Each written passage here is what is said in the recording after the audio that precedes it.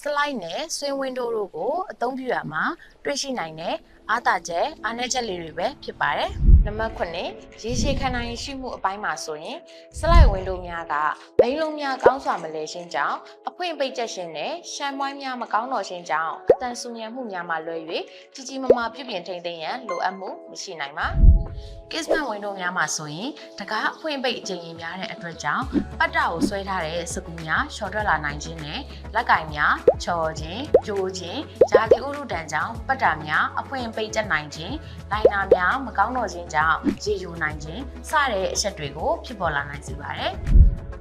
နံပါတ်6တောက်နှင်းလုံခြုံမှုအပိုင်းမှာဆိုရင်တော့ slide window များကတကယ်ရွက်များချောတိုက်ဖွင့်နိုင်ရန်အတွက်တကယ်ရွက်နဲ့ကြီးပေါင်ဖွင့်တိုက်မှုများမရှိစေရန်ခြံမွေးများဖြင့်သာခုခံထားတဲ့အတွက်လေတိုးရန်ခံနိုင်ရင်းနေရှင်နဲ့အတန်ဆူညံမှုကိုတားဆီးနိုင်မှုအားနည်းခြင်းတို့ရှိနိုင်ပြီးလုံခြုံမှုအပိုင်းဆိုင်ရာမှာလည်းအနည်းငယ်လျော့စေနိုင်ပါတယ်။